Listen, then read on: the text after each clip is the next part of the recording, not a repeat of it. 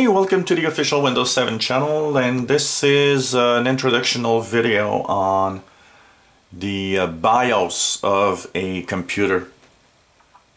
It's not Windows 7 per se, but it does have an effect in your Windows computer, so I've decided to actually talk about the BIOS and do a series of videos explaining the different settings in the BIOS and how they affect your computer.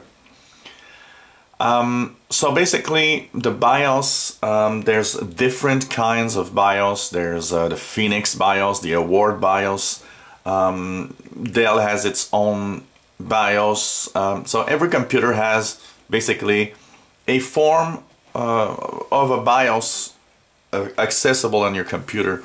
And the way to access your computer's BIOS on most systems, you have a setting that lets you access the internal BIOS of your computer.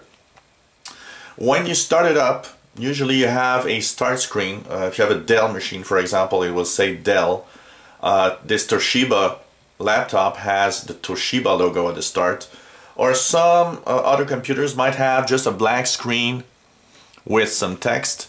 But usually we'll have also written in the screen, well, press F1 for this, F2 for this, F10 for this.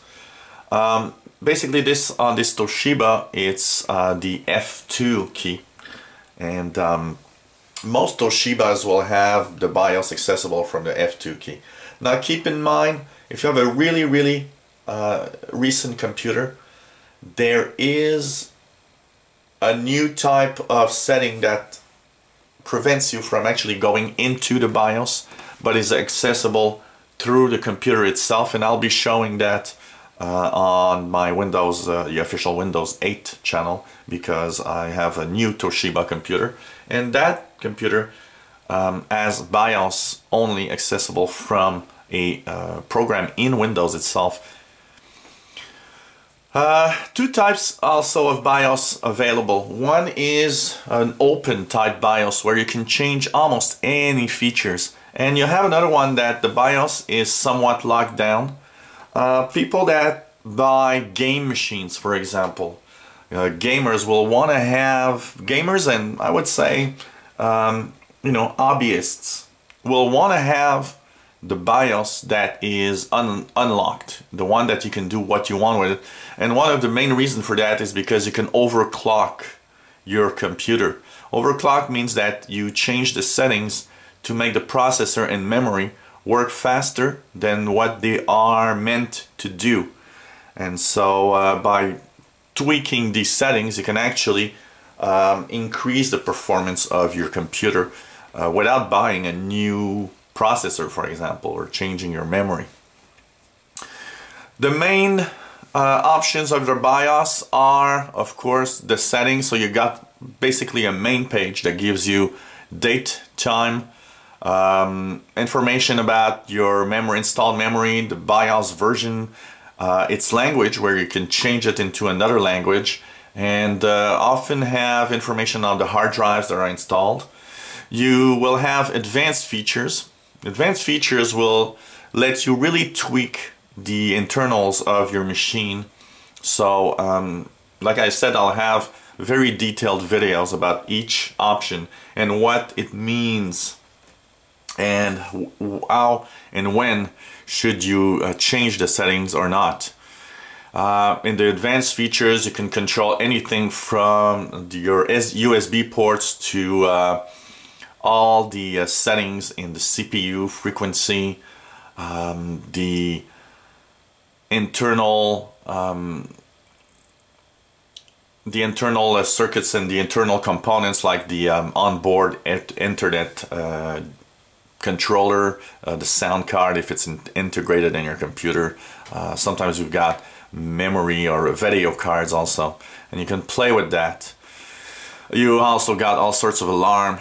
Then there's the security settings where you can actually put password. Two types of password available here. One is a BIOS password that we call. The BIOS password is probably one of the best passwords to prevent users from accessing your computer, for a very simple reason, is that it prevents most people.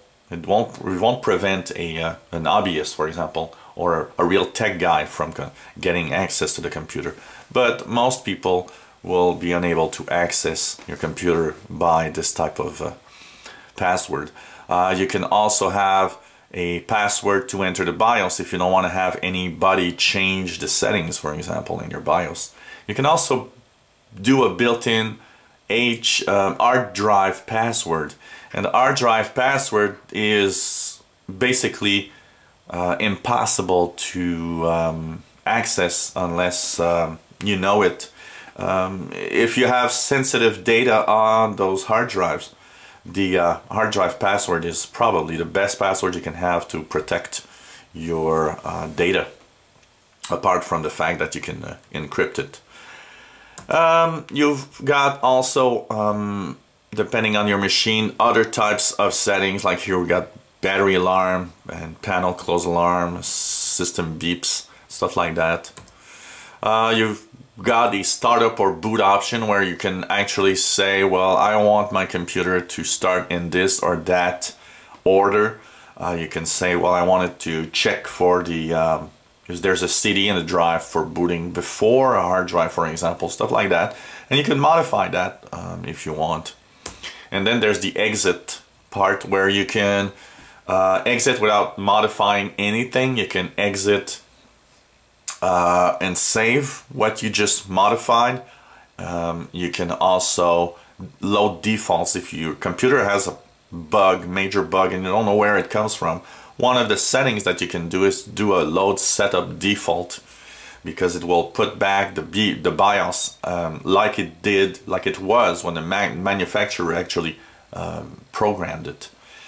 And well, you can discard the changes if you've made any changes, and of course you can save your changes if you did some changes. So if for an example you just went into the BIOS on your computer, then you've not modified anything, or maybe you did modify something without knowing what you did, well, I would suggest you just exit discarding the changes, so that you don't record or save a setting that you don't want.